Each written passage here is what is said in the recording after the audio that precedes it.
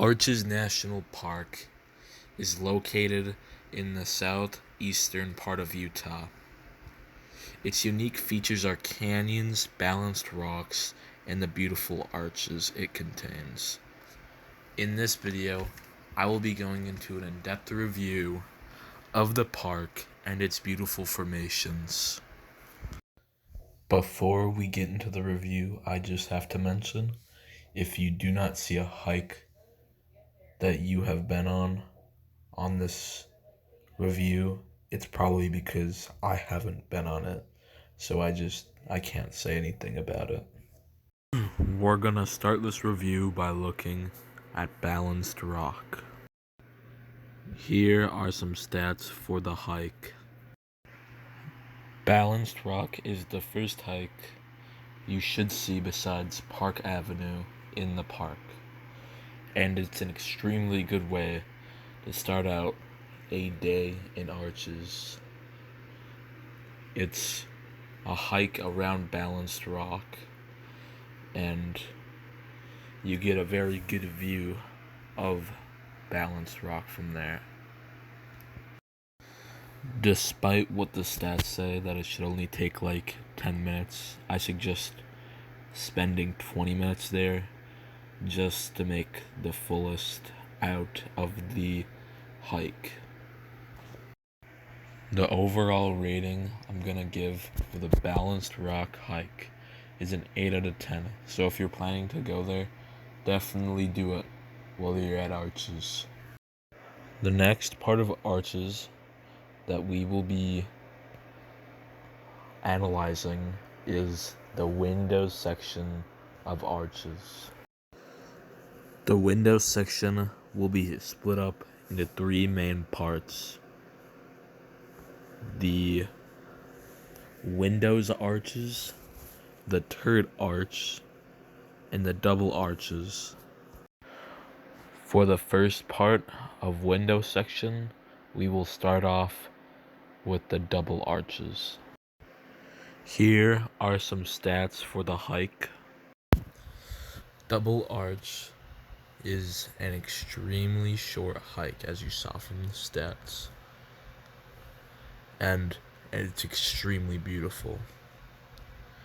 Once you do get to the double arch itself, you can wander around that area. There is plenty of rocks to scramble up so you can get a better view of the arch.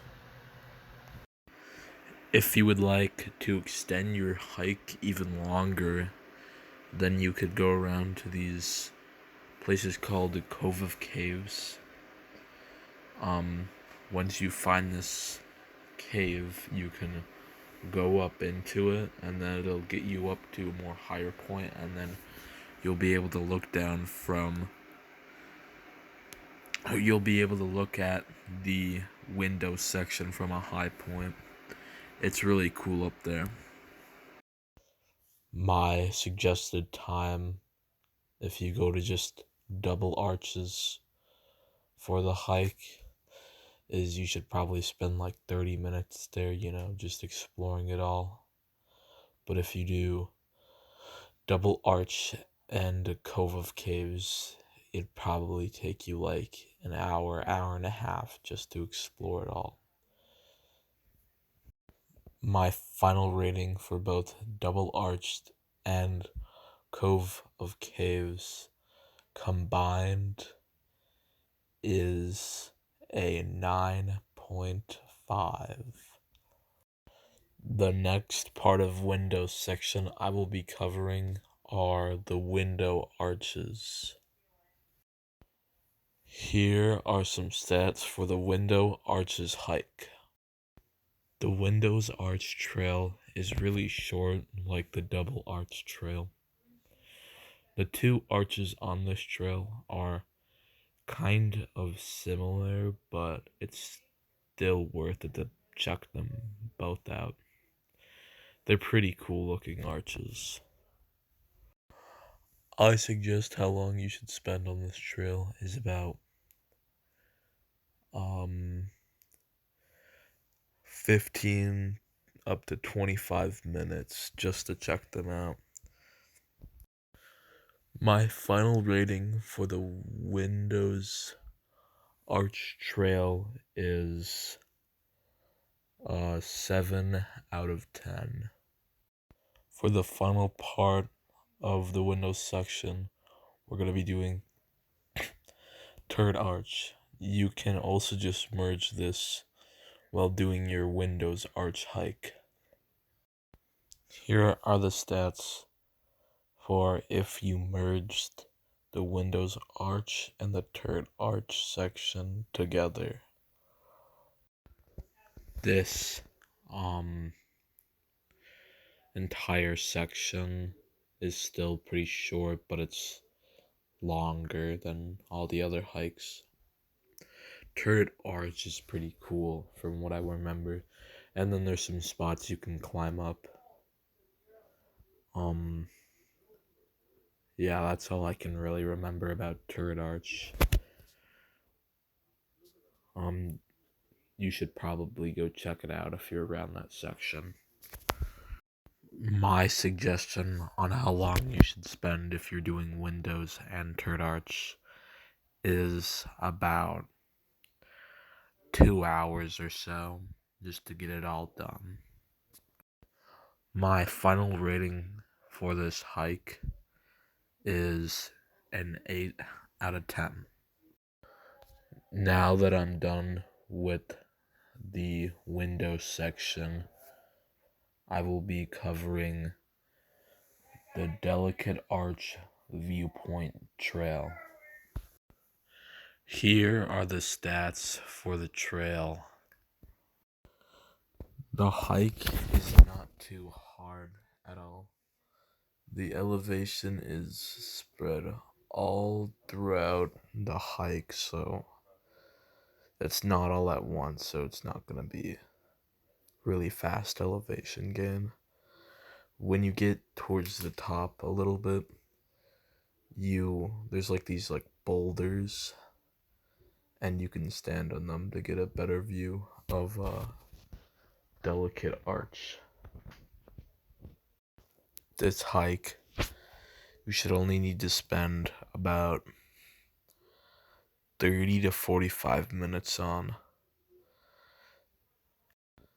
My overall rating for this hike is a 7 out of 10. The next part in arches to review is the fiery furnace. Here are some stats for the hike. Much like the Windows section, I'm going to be splitting it up into 3 parts. Those sections will be Skull Arch, Kissing Turtle Arch, and Surprise Arch. The first one I'm starting with is Skull Arch.